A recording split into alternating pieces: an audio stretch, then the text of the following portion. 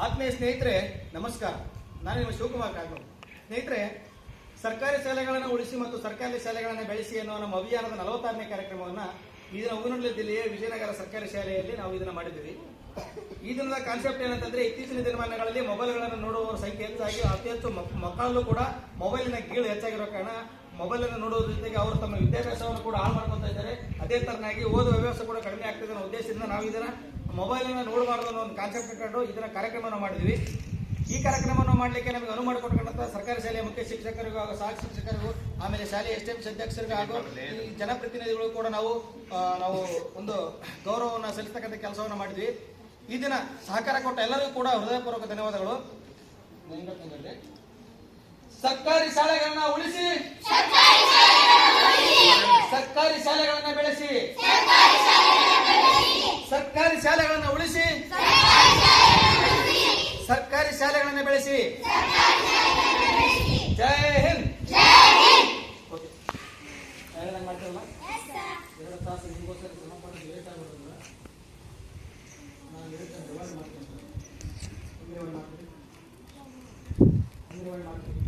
ನೆಲಕ್ಕೆ ಹಾಕ್ಬೇಕು ಆ ವಿಷಯನ ಏನ್ ಕೇಳಿದ್ರು. ಬಡವರಿಗೆ, ಮಧ್ಯಮ ವರ್ಗದವರಿಗೆ ಅನುಕೂಲವಾಗಿರುವುದು ಸರ್ಕಾರಿ ಶಾಲೆ. ಬಡವರಿಗೆ ಖಾಸಗಿ ಶಾಲೆ ಕಟ್ಟಿ ಓದೋದಕ್ಕಾಗಲ್ಲ. ಸರ್ಕಾರಿ ಶಾಲೆ ಉಳಿಬೇಕು, ಬೆಳಿಬೇಕು ಅಂದ್ರೆ ಮೇನು ನಾವು ವಿದ್ಯಾವಂತರಾಗಬೇಕು. ನಾವು ವಿದ್ಯಾವಂತರಾಗಬೇಕಂದ್ರೆ ಶಿಕ್ಷಕರಿಗೆ ಗೌರವ ಕೊಡಬೇಕು. ಯಾರ್ಯಾರು ಶಿಕ್ಷಕರಿಗೆ ಗೌರವ ಕೊಡ್ತೀರಿ ಕೈ ಎತ್ತಿ. ಪಕ್ಕ ಪಕ್ಕ ಕೊಡ್ತೀರಾ? ನೋಡೋಣ. ಸರ್ಕಾರಿ ಶಾಲೆ ಉಳಿಬೇಕಂದ್ರೆ ನೀವು ಬೆಳಿಬೇಕು. ನೀವು ಬೆಳಿಬೇಕಂದ್ರೆ ಶಿಕ್ಷಕರಿಗೆ ಗೌರವ ಕೊಡಬೇಕು. ಶಿಕ್ಷಕರು ಕಲಿಸಿರ್ತಕ್ಕಂಥ ಪಾಠವನ್ನ ಅರ್ಥ ಮಾಡಿಕೊಂಡು ಆ ಶಿಕ್ಷಕರು ಕಲಿಸಿದ ಪಾಠಕ್ಕೆ, ಅವರ ಪಟ್ಟ ಶ್ರಮಕ್ಕೆ ಆ ಶ್ರಮವನ್ನು ವ್ಯರ್ಥವಾಗಲಾರ್ದಂಗೆ ಅವರು ಹೇಳಿದ ಪಾಠವನ್ನು ಅದಕ್ಕೆ ತಕ್ಕಂತೆ ಉತ್ತರಗಳನ್ನು ಕೊಟ್ಟು ನೀವು ಬೆನ್ನು ತಟ್ಟಿಸಿಕೊಳ್ಳಬೇಕು. ಯಾರಿಂದ? ಎಲ್ಲ ಜನರು. ಸಾರಿಗೆ ನೌಕರರನ್ನ ಗೌರವಿಸಿ ಅಂದ್ರೆ ನೀವು ಇಲ್ಲೇ ಬರ್ತಿದ್ರಿ, ನಿಮಗೆ ಅದ್ರ ಮಾಹಿತಿ ಇಲ್ಲ. ಕೆಲವೊಂದು ಮಕ್ಕಳು ಬಸ್ನಲ್ಲಿ ಸ್ಕೂಲ್ಗೆ ಹೋಗ್ಬೇಕಾದ್ರೆ, ಬೇರೆ ಬೇರೆ ಊರಿಗೆ ಹೋಗ್ಬೇಕಾದ್ರೆ ಬಾಗ್ಲಲ್ಲಿ ಜೋತಾಡ್ಕೊಂಡು ಹೋಗ್ತಾರ. ಹಿಡಿಕೆ ಕೈ ಹಿಂಗೆ ಹೊರಗಿರ್ತಾರ, ತಲೆ ಹಿಂಗೆ ಹೊರಗಿರ್ತಾರ. ಅವಾಗ ಏನಾರ ಅನಾಹುತ ಆಗ್ತದಂದ್ರೆ ಮತ್ತೆ ಕಂಡಕ್ಟರ್ ಡ್ರೈವರ್ ಮಾಡಿ ತೆಗೆದುಕೊಂಡು ಹೋಗ್ತೀರಿ. ಹಂಗಾಗಿ ನಿಮ್ಮ ಮಕ್ಕಳನ್ನ ನೀವು ನಿಮ್ಮ ಮನೆಯಲ್ಲಿ ಸುರಕ್ಷಿತವಾಗಿರಿ ಅಂತ ಹೇಳುವಂಥ ಕರ್ತವ್ಯವನ್ನು ತಂದೆ ತಾಯಿಗಳು ಮಾಡಬೇಕು. ಅದು ನಿಮಗೂ ಕೂಡ ಹೇಳಿದ್ದೀನಿ. ನೀವು ನಿಮಗೆ ಸಂಬಂಧಿಕರಿಗೆ, ಪರಿಚಯಸ್ಥರಿಗೆ, ನಿಮ್ಮ ಸ್ನೇಹಿತರಿಗೆ, ಹಿತೈಷಿಗಳಿಗೆ ತಿಳಿ ಹೇಳ್ತಕ್ಕಂಥ ಕೆಲಸವನ್ನ ಮಾಡಬೇಕು. ಇದನ್ನ ಯಾರು ಮಾಡಿರಿ? ಹಿರಿಯರಿಗೆ ಗೌರವಿಸಿ ಅಭಿಯಾನ. ಹಿರಿಯರು ಯಾರು ಗೌರವ ಕೊಟ್ರಿ? ಯಾರ್ಯಾರ ಮನೆ ಕಾಲಿಗೆ ಬಿದ್ದಿರಿ ತಂದೆ ತಾಯಿಗೆ? ಇಲ್ಲಿ ಕೇಳಿನಂತ ಹೇಳ್ಬೇಡ್ರಿ, ಸತ್ತ ಒಪ್ಕೋಬೇಕು. ಇನ್ನ ಬಿಡ್ಬೇಕು. ಒಂದು ಸಲ ಮನೆಗೆ ಅಜ್ಜಾಮಿಗೆ ಯಾರು ಗೌರವ ಕೊಟ್ಟಿರಿ? ಪಕ್ಕ ಕೊಟ್ರೆ ಡೌಟ್ ಅವ. ನಾನು ನೋಡಿ ಹಾಕ್ತಿದ್ದೆ ಮತ್ತೆ ಗೌರವ ಕೊಟ್ಟು. ನಾನು ಹಿರಿಯ ಅಲ್ಲ ಹಂಗಾರೆ ಹುಡುಗನ್ನ 1ನೇ ಕ್ಲಾಸ್ ಓದಕತ್ತೀನಿ, ಮತ್ತೆ ನಾನು ನೋಡಿ ಹಾಕ್ತೆಲ್ಲ ಗೌರವ ಕೊಟ್ರಿ ನೀವು. ಮತ್ತೆ ಗೌರವ ಕೊಡಬೇಕು. ಪರಿಸರ ಸಂರಕ್ಷಣೆ ಅನ್ನೆಲ್ಲರವಣೆ ಅಂದ್ರೆ ಸ್ವಚ್ಛತೆಗೆ ಮಾಡಬೇಕು. ನಮ್ಮ ಊರನ್ನ, ನಮ್ಮ ಓಣಿಯನ್ನು, ನಮ್ಮ ವಟಾರವನ್ನ, ನಮ್ಮ ವಾರ್ಡನ್ನ ಸ್ವಚ್ಛವಾಗಿಡಬೇಕು. ನಮ್ಮ ವಾರ್ಡನ್ನು ಸ್ವಚ್ಛಗೊಳಿಸ್ತಕ್ಕಂಥ ಕೆಲಸವನ್ನ ನಾವುಗಳೇ ಮಾಡಬೇಕು.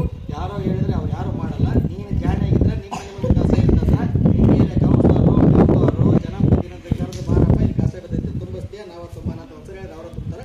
ನೀನು ಜಾಣೆ ಆದರೆ ಇದೆಲ್ಲ ಆಗುತ್ತೆ.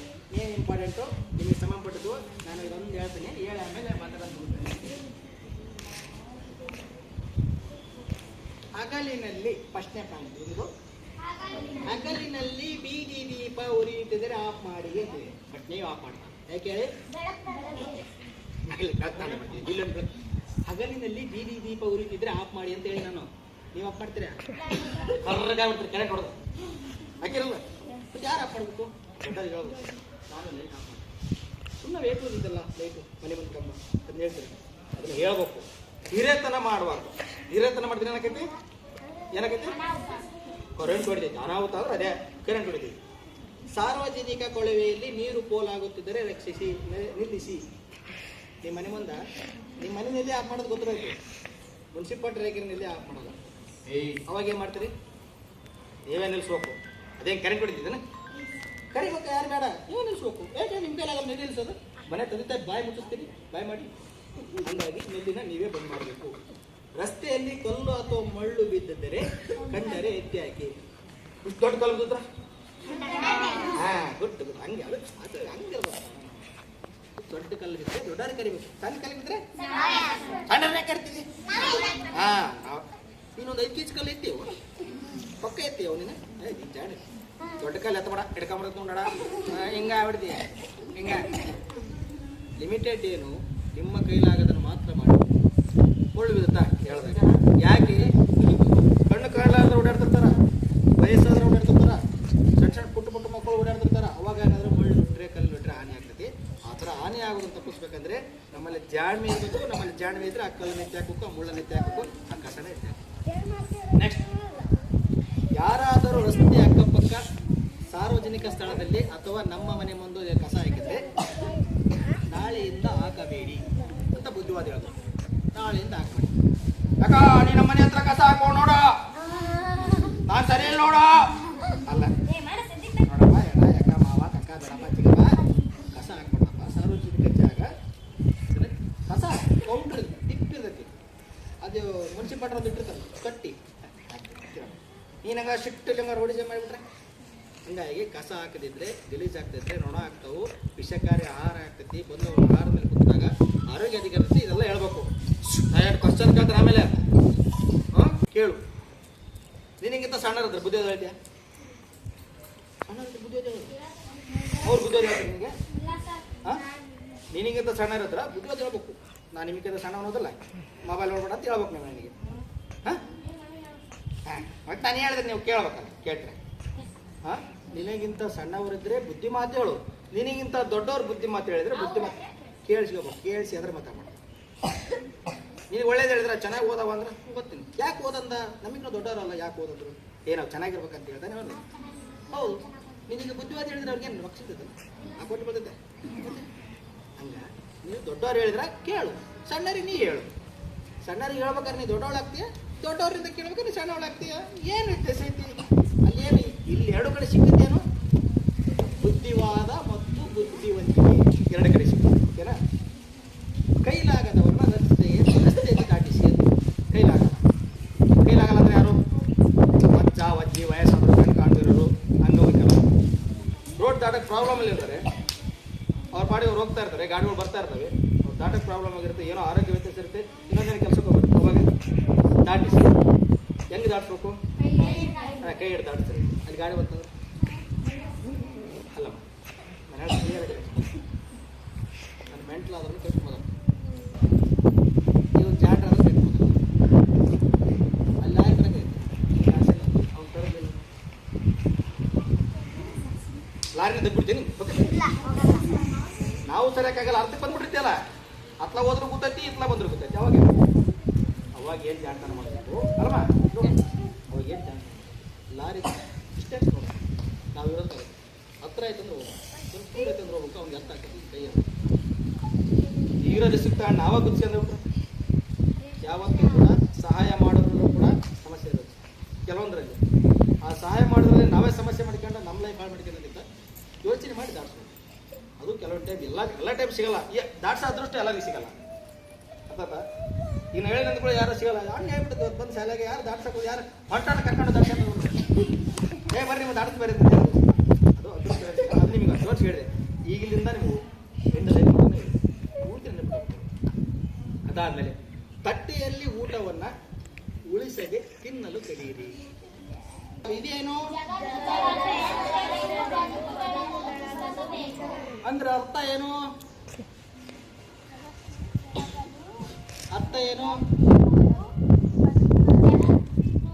ಶಿಕ್ಷಣ ಎಂಬುದು ಹುಲಿಯ ಹಾಲಿದ್ದಂತೆ, ಅದನ್ನು ಉಳಿದವರು ಗರ್ಜಿಸಲೇಬೇಕು ಅಂತ ಡಾಕ್ಟರ್ BR ಅಂಬೇಡ್ಕರ್ ಅವರು ಹೇಳಿದರು. ಇದನ್ನು ಓದಿ ಜಗತ್ತು ಬೆಳಗಲು ಸೇರಬೇಕು, ಬಾಳು ಬೆಳಗಲು ತರಬೇಕು. ನಿಮಗೆ ಒಂದು ಉದಾಹರಣೆಯನ್ನು ಕೊಟ್ಟು ಬಿಡಲೇ. ಕತ್ತಲಿದ್ದೀರ, ಇವಾಗಲ್ಲಮ್ಮ, ಇನ್ನು ಕೇಳಮ್ಮ. ಹಾಗೆ ಇಮೇಜ್ ಮಾಡ್ಕೊಳ್ಳಿ, ಎಲ್ಲ ಕಣ್ಣು ಮುಚ್ಚಿ ಇಮೇಜ್ ಮಾಡ್ಕೊಳ್ಳಿ. ಈಗ ಕತ್ಲಿದೆ, ನಿಮ್ಮ ಮನೆ ಅಲ್ಲಿದೆ, ಹೆಂಗೆ ಹೋಗ್ತೀರಾ? ಕಾಯಿ ಚಪ್ಪಲಿ ಕತ್ಲಲ್ಲಿ ಕಣ್ಣು ಹೆಂಗೆ ಕಾಣುತ್ತೆ ನಿಮಗೆ? ಸ್ವಭಾವ ಕತ್ಲಿದೆ, ಹೆಂಗೆ ಹೋಗ್ತೀರಾ? ಕತ್ಲಲ್ಲಿ ಹೋಗ್ತೀರಾ? ಕಾಲಿಲ್ಲೇ ಹೋಗೋದು. ಹೆಂಗ್ ಹೋಗ್ತಾರ? ಕಾರಣದಲ್ಲಿ ಏನು ಕಾಣಲ್ಲ, ಅಲ್ಲಿ ಹುಳ ಪುಡಿ, ಕಾಲಲ್ಲಿ ಚಪ್ಪಲಿ ಬೇರೆ ಇಲ್ಲ, ಕೈಯಲ್ಲಿ ಬ್ಯಾಟ್ರಿ ಬೇರೆ ಇಲ್ಲ, ಹೆಂಗ್ ಹೋಗ್ತಾರ? ಓ, ಆ ಭಯಕ್ಕೆ ಏನ್ ಮಾಡ್ತಿದ್ದಿ? ಇಲ್ಲ ಕಿಟಪಡಿ ಬೆಳಕಿದ್ರ ಹೆಂಗ್ ಹೋಗ್ತೀವಿ? ದಡ ಪಡಿ ಹೋಗ್ತೀವಿ. ಅದೇ ಕತ್ತಲು ಅಂದರೆ ಅಜ್ಞಾನ, ಬೆಳಕು ಎಂದರೆ ಜ್ಞಾನ. ನಮ್ಮಲ್ಲಿ ಕತ್ಲಿದ್ರೆ, ನಮ್ಮಲ್ಲಿ ಅಜ್ಞಾನ ಇದ್ರೆ ಈ ಜೀವನದಿಂದ ಮುಂದೆ ಸಾಧ್ಯನೇ ಇಲ್ಲ. ನಮ್ಮಲ್ಲಿ ಬೆಳಕಿದ್ರೆ, ನಮ್ಮಲ್ಲಿ ಜ್ಞಾನ ಇದ್ರೆ, ನೀವ್ ಹೇಳಿದ್ರಿ ನೇರ ಹೋಗ್ಬಿಡ್ತೀನಿ ಅಂತ. ಕತ್ತೋದ್ರ ಹೋಗೋದಾಗತ್ತಾ? ಹಂಗಾಗಿ ಏನ್ ಪಡ್ಕೋಬೇಕು ಜೀವನದಲ್ಲಿ ನೀವು? ಬೆಳಕು ಅಂದ್ರೆ ಏನು? ಜ್ಞಾನ, ಪುಸ್ತಕ, ಜ್ಞಾನ, ಶಿಕ್ಷಣ. ಹಂಗಾಗಿ ಓದ್ಬೇಕು, ನನ್ನಂಗ ಆಗ್ಬಾರ್ದು. ಆಗಲ್ಲ, ಇದೇನು?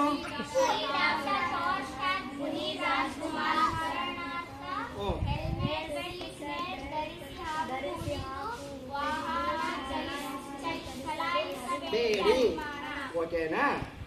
ಹೆಲ್ಮೆಟ್ ಹಾಕ್ರಿ ಅಂತ ಅವಾಗ ಹೇಳಿ. ಮೊಬೈಲ್ ಹಿಂಗೆ ಬಿದ್ದರೆ ಮತ್ತೆ ಯಾರೇನು ಮಾಡೋದು? ಕಂಪ್ಲೇಂಟ್ ನಡೀತಿದ, ಕೇಸು ಕೋರ್ಟಲ್ಲಿ ನಡೆಯೋದುಂಟ? ನಡೀತಿದ? ಹೆಂಗೆ ನಡೀತಿದೆ? ನಿಂದು ತಪ್ಪಿಟ್ಟುಕೊಂಡು ಸ್ಟೇಷನ್ಗೆ ಹೋದರೆ ನೆಕ್ಸ್ಟ್ ಏನು? Seat belt. ಅದು ಸೀಟ್ ಬೆಲ್ಟ್ ಕಾರ್ ಅಂತವ್ರು ಇರ್ತಾರಲ್ಲ, ಸೀಟ್ ಬೆಲ್ಟ್ ಹಾಕಿ ಹೋಗ್ತಾರೆ. ಏಕಾಏಕಿ ಬ್ರೇಕ್ ಡುಮ್ಮಕ್ ನೋಡಿದ್ರೆ ಟೆಂಡೆ ಪಟ್ಟೆ ಮಾಡ್ಬಿಡ್ತಾರೆ ಕಾರಲ್ಲಿ. ಗೊತ್ತುಂಟಾ? ಗೊತ್ತಾ ನಿಮಗೆ? ಹೆಂಗ್ ಗೊತ್ತು? ಕುಡಿದು ವಾಹನ ಚಲಿಸಬೇಡಿ. ಎಣ್ಣೆ ಹೊಡೆದ್ರೆ ಅವ್ರು ನಿಲ್ಲದ ಕಷ್ಟ. ಇನ್ನು ಬೋಯಿಸ್ಕೊಂಡು ಹೋಗಿರ ಕರ್ಕೊಂಡೋಗತ್ತೆ ಬೇಕು ನೆಟ್ಟಗೆ. ಏನಾಗ್ತತಿ? ಅದಕ್ಕೆ ನೀವು ಕುಡುಕರಿಗೆ ಏನು ಸಂದೇಶ ಕೊಡ್ತೀರಿ? ಕುಡಿದು ವಾಹನವನ್ನ ಅದನ್ನ ಇವತ್ತಿನ ಮಾಡ್ಬೇಕು. ಹೇಳ್ತೀರಾ? ಪಕ್ಕ ಹೇಳ್ಬೇಕು. ಏನಿದು ಸ್ವಚ್ಛ ಭಾರತ? ಏನಕ್ಕೆ? ಸ್ಕೂಲ್ ಸ್ವಚ್ಛವಾಗಿಡಬೇಕು. ಮನೆ ಬೇಡ? ಅಪ್ಪಂತ ಕುರ್ಕುರೆ ತರ್ಸ್ಕೊಂಡ್ ಅಜ್ಜಿಲ ತಿಂದಾಗ ಕುರ್ಕುರೆ ಪ್ಯಾಕೆಟ್ ಬೀಸಾಡ್ತೀವಿ. ಸ್ವಚ್ಛ ಯಾರು ಮಾಡ್ತಾರೆ? ಅದನ್ನ ಏನ್ ಮಾಡ್ಬೇಕು? ಗುಡ್ಡು ಗುಡ್ಡು ಗುಡ್ಡು ಗುಡ್ಡು ಗುಡ್ಡು ಗರ್ಲು. ಕಸ ಅನ್ಬೇಕು, ಸ್ವಚ್ಛವಾಗಿಟ್ಟಬೇಕು, ನಮ್ಮ ಪರಿಸರ ಸ್ವಚ್ಛವಾಗಿಟ್ಟಬೇಕು, ನಮ್ಮ ಸ್ಕೂಲನ್ನು ಸ್ವಚ್ಛವಾಗಿಟ್ಟಬೇಕು. ಇದು ಪಾಯಿಂಟ್. ಇದು ನೀನು ಪಕ್ಕ ಟಿವಿ ನೋಡ್ತೀಯ ಅಂತ ಗೊತ್ತು. ನೆಕ್ಸ್ಟ್ ಏನ್ ಬಂತು?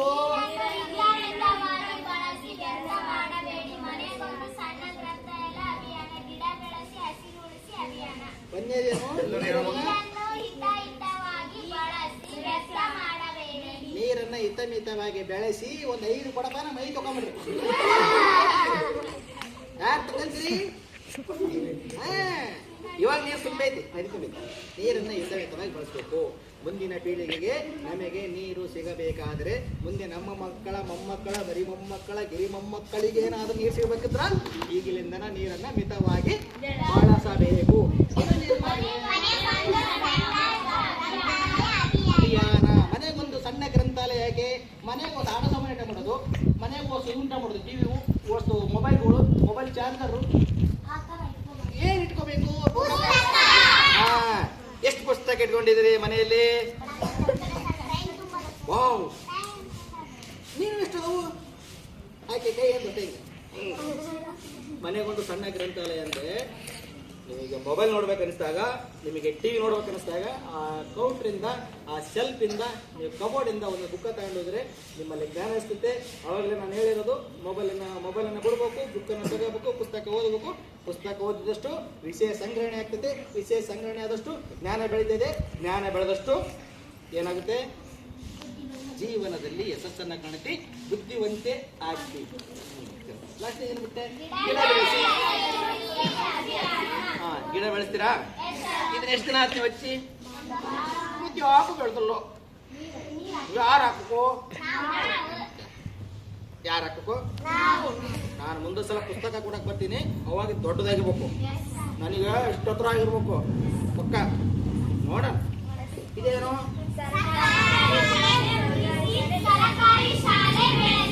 ಸರ್ಕಾರಿ ಶಾಲೆ ಉಳಿಸಿ ಬೆಳೆಸಿ. ಯಾಕೆ ಸರ್ಕಾರಿ ಶಾಲೆ ಉಳಿಸ್ಬೇಕು? ಯಾಕೆ ಉಳಿಸ್ಬೇಕು?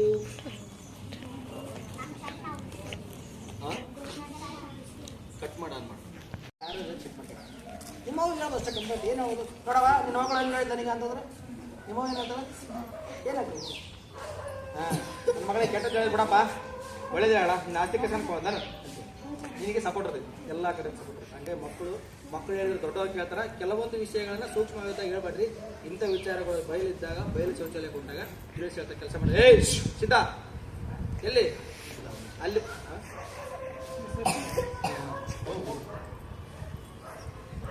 ಪ್ರಾಣಿ ಪಕ್ಷಿಗಳ ಆಹಾರಕ್ಕಾಗಿ ಯಾವುದಾದ್ರೂ ಒಂದು ಗಿಡವನ್ನು ಮನೆ ಹತ್ರ ನೆಡಿ. ಪ್ರಾಣಿ ಪಕ್ಷಿಗಳ ಆಹಾರಕ್ಕಾಗಿ ಮನೆ ಹತ್ರ ಯಾವುದಾದ್ರು 2 ಗಿಡವನ್ನು ನೆಡಿ, ಹಣ್ಣಿನ ಗಿಡ. ಮನೆ ಮುಂದೆ ಜಾಗ ನೆಡ್ರಿ. ಮತ್ತೆ ಜಾಗ ಅಲ್ಲ ಅಂತ ಹೇಳಿ ಮತ್ತೆ ಯಾರು ಮತ್ತೆ ಮನೆ ಮುಂದೆ ಜಾಗ ಇದ್ರೆ ಒಂದು ಹಣ್ಣಿನ ಗಿಡ. ಪ್ರಾಣಿ ಪಕ್ಷಿಗಳಿಗೆ ಹಣ್ಣಿನ ಅವಶ್ಯಕತೆ ಇದೆ, ಆಹಾರದ ಅವಶ್ಯಕತೆ ಇದೆ. ಬೇಸಿಗೆ ಕಾಲ ಬಂದರೆ ಮನೆ ಹತ್ರ ನೀರನ್ನ ವ್ಯವಸ್ಥೆಯನ್ನು ಮಾಡಿ ಪಕ್ಷಿಗಳಿಗೆ ಗಿಡಗಳಿಗೆ ನೀರನ್ನು ಕಟ್ಟಿ ಅಕ್ಕಿ ಹಾಕ್ತಿರ್ತದೆ. ಅಕ್ಕಿ ಗೊತ್ತಲ್ಲ ಹೆಂಗೆ ಅವು ಹಸ್ಕೊಂಡಿರ್ತಾರಲ್ಲ, ಅಕ್ಕಿ ಹಂಗೆ ಒಗಿತಿರ್ತಲ್ಲ, ಅಕ್ಕಿ ಸ್ಟಾಕ್ ಇಟ್ಕೊಂಡು ಒಂದು ಇದು ಬರ್ತಲ್ಲ ಬಾಟ್ಲಿ, ನೀರಿನ ಬಾಟ್ಲಿ, ಅದಕ್ಕೆ ಕಟ್ಟಿ ಅಕ್ಕಿ ಹಾಕಿ. ಎಲ್ಲದಕ್ಕೆ ಏನಂತಂದ್ರೆ ನೀವು ಮಾಡೋ ಒಳ್ಳೆ ಕೆಲಸ ಮುಂದೆ ನಿಮ್ಮ ಜೀವನಕ್ಕೆ ಫಲ ಕೊಡ್ಬೋದು. ಯಾಕಂದ್ರೆ ಒಳ್ಳೇದು ಮಾಡಿದ್ರೆ ಯಾವತ್ತೂ ಜೀವನದಲ್ಲಿ ಕೆಟ್ಟದ್ದಾಗಲ್ಲ. ಆಗೋದಲ್ಲ, ಆದಷ್ಟು ಒಳ್ಳೇದು ಮಾಡ್ತಕ್ಕಂಥ ಕೆಲಸವನ್ನು ಮಾಡಿ ಓದಿನ ಬಗ್ಗೆ ಜಾಸ್ತಿ ಕಾನ್ಸಂಟ್ರೇಷನ್ ಇಟ್ಕೊಂಡು ನಿಮ್ಮ ತಂದೆ ತಾಯಿಯ ಜಾಗದಲ್ಲಿ ನಿಂತು ನಿಮ್ಮ ಜೀವನವನ್ನು ಆಗಾಗ ಈಗ ನಿಮ್ಮ ತಂದೆ ತಾಯಿಗಳು ನಿಮ್ಮನ್ನೇ ಬೆಳೆಸಲಿಕ್ಕೆ ಎಷ್ಟೊಂದು ಕಷ್ಟಪಡ್ತಾರೆ. ಈಗಿನ ವಾತಾವರಣದಲ್ಲಿ ನಿಮ್ಮ ತಂದೆ ಕೆಲಸಕ್ಕೆ ಹೋಗ್ತಾರೆ, ನಿಮ್ಮ ತಾಯಿ ಕೆಲಸಕ್ಕೆ ಹೋಗ್ತಾರೆ, ನಿಮ್ಮನ್ನು ಓದಲಿ, ನೀವು ಬೆಳೀಲಿ ಏನಕ್ಕಂತ ನೀವು ಕೇಳಿ ಬಟ್ಟೆ ಕೊಡಿಸ್ತಾರೆ. ಹಂಗಾಗಿ ನೀವು ನಿಮ್ಮ ತಂದೆ ತಾಯಿಗಳಿಗೆ ಗೌರವವನ್ನು ಕೊಡಬೇಕು. ಅವರ ಕಷ್ಟದ ಜೀವನವನ್ನು, ನಮ್ಮ ತಂದೆ ತಾಯಿ ನಮಗೋಸ್ಕರ ಕಷ್ಟಪಡ್ತಾ ಇದ್ರಲ್ಲ, ನಮ್ಮವ್ವ ನಮಗೆ ಕಷ್ಟಪಡ್ತಾ ಇದ್ರಲ್ಲ, ಹಂಗಾಗಿ ನಾವು ನಮ್ಮ ತಂದೆ ತಾಯಿಗಳು ಚೆನ್ನಾಗಿ ಇಟ್ಕೋಬೇಕು, ಚೆನ್ನಾಗಿ ಬೆಳೆಸ್ಬೇಕು. ಮುಂದೆ ನಾವು ದೊಡ್ಡವರಾದ ಮೇಲೆ ಅವರಿಗೆ ಒಂದು ನೆಮ್ಮದಿಯ ಜೀವನ ಕೊಡಬೇಕಂತ ನೀವು ಅಂದ್ಕೊಂಡ್ರೆ ಈಗಲಿಂದ ಚೆನ್ನಾಗಿ ಓದಬೇಕು. ನಮ್ಮ ತಂದೆ ತಾಯಿ ಚೆನ್ನಾಗಿರ್ಬೇಕಾ? ಇರ್ಬೇಕಾ? ಜೋರಾಡಿ ಇರ್ಬೇಕಾ? ಇರ್ಬೇಕಂದ್ರೆ ಏನ್ ಮಾಡ್ತೀರಿ? ಚೆನ್ನಾಗಿ ಓದಿದ್ರೆ ಒಂದು ವಿದ್ಯಾವಂತಿಕೆ ಬೆಳೆಯುತ್ತೆ, ಬುದ್ಧಿವಂತಿಕೆ ಬೆಳೆಯುತ್ತೆ. ಮುಂದೆ ನೀವು ಒಂದು ಸ್ಥಾನಕ್ಕೆ ಬಂದಾಗ ನಿಮ್ಮ ಜೀವನದ ಆದಾಯದಲ್ಲಿ ಏನಿಲ್ಲ. ನಾನು ಓದೇ ಇಲ್ಲ ಸರಿಗೆ, ಮೇಸ್ಟ್ ಹೇಳಿದ್ದು ಹಿಂಗೆ ಕೇಳಿದೆ 7ನೇ ಕ್ಲಾಸ್ ಫೇಸ್ ಅದ, 8ನೇ ಕ್ಲಾಸ್ ಫೇಲ್ ಆದ, ಲಾಸ್ಟಿಗೆ ಫೇಲ್ ಆಗಿಬಿಟ್ಟು ಓದಕ್ಕೆಲ್ಲ ಶಾಲೆ ಬಿಟ್ಟೆ, ಅಲ್ಲಿ ಓದೋದ ಕೆಲಸ ಸೇರ್ಕೊಂಡೆ, ಅಲ್ಲಿ ಇನ್ನೊಂದು ಕಡೆ ಕೆಲಸ ಸೇರ್ಕೊಂಡೆ ಅಂದಾಗ ನಿನ್ನ ಜೀವನ ನೀನೇ ರೂಪಿಸಿರೋದು ಕಷ್ಟ ಆಗಿದ್ದೊತ್ತಾಗ, ನೀನು ಊಟ ನೀನೇ ಸಂಗ್ರಹಣ ಮಾಡೋದು ಕಷ್ಟ ಇದ್ದೊತ್ತಾಗ ತಂದೆ ತಾಯಿ ನಿಂಗೆ ಚೆನ್ನಾಗಿ ನೋಡ್ತಿದ್ದಿ. ಓಕೆನಾ? ಎಲ್ಲರನ್ನ ಪ್ರೀತಿಯಿಂದ ಗೌರವದಿಂದ ಕಾಣಬೇಕು. ಹಿಂಗೆ ಹಿರಿಯರನ್ನ ಗೌರವದಿಂದ ಕಾಣಬೇಕು, ಮಕ್ಕಳನ್ನ, ತಂದೆ ತಾಯಿಗಳನ್ನ, ಸಹೋದರರನ್ನ ಪ್ರೀತಿಯಿಂದ ಕಾಣಬೇಕು. ಎಲ್ಲರೂ ಕೂಡ ಚೆಂದಾಗಿರ್ಬೇಕು. ಹೌದಾ? ಈಗ ನಿಮ್ಮ ಜೊತೆ ನಾನು ಮಾತಾಡಕತ್ತೀನಿ, ಒಂದು ತಾಸು ಚೆನ್ನಾಗಿರುತ್ತೆ, ಇನ್ನೊಂದು ತಾಸು ಚೆನ್ನಾಗಿರುತ್ತೆ. ಆಗಲ್ಲ ಹೆಂಗಿದ್ದೆ?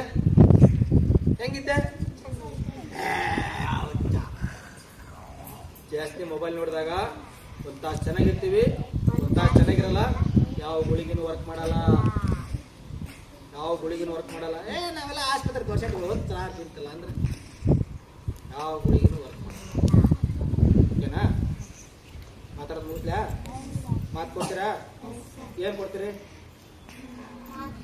ಮಾತು ಕೊಡ್ತೀರಿ? ಏನು ಕೊಡ್ರಿ?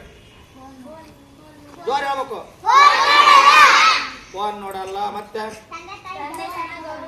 ತಂದೆ ತಾಯಿ ಗೌರವ ಕೊಡ್ತೀರಿ. ಮತ್ತೆ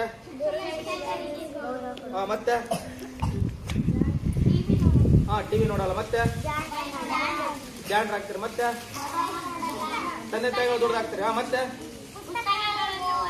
ಪುಸ್ತಕಗಳನ್ನ ಓದುವಂತ ಕೆಲಸವನ್ನು ಮಾಡ್ತೀರಾ. ಮತ್ತೆ ಜಾಬ್ ತಗೊಂತೀವಿ. ಮತ್ತೆ ಪಕ್ಷ ಸಂಬಳ ನನಗೆ ಕೊಡ್ಬೇಕು.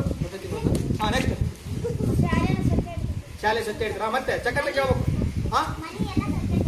ಮನೆ ಎಲ್ಲ ಸ್ವಚ್ಛವಾಗಿರ್ತೀರಾ. ಮತ್ತೆ ಶಾಲೆಯನ್ನು ಸ್ವಚ್ಛವಾಗಿರ್ತೀರಿ. ಮತ್ತೆ ನಾವು ಬರೋದ್ರಾಗ ಈ ಕಡೆ ಛತ್ರ ಬೆಳೆಸ್ತೀವಿ. ಮತ್ತೆ ನೆಕ್ಸ್ಟ್ ಐದರಿಂದ ನಿಮಿಷದಾಗ ಪಾಯಿಂಟ್ಸ್. ಹಕ್ಕಿಗಳಿಗೆ ನೀರು ಹಾಕ್ತೀರಾ. ಮತ್ತೆ ಮತ್ತೆ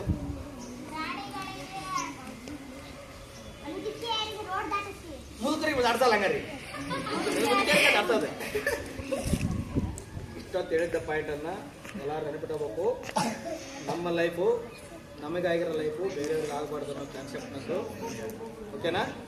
ಎಲ್ಲರೂ ಜಾಣ್ರದ್ರಿ. ಇಷ್ಟೊತ್ತು ನೋಡಿರ್ಬೇಕಾದ್ರೆ ಎಲ್ಲ ಜಾಣ್ರದ್ರಿ. ಇಲ್ಲಿ ನಾನು ಒಬ್ಬನೇ ದಡ್ಡ. ಓಕೆನಾ?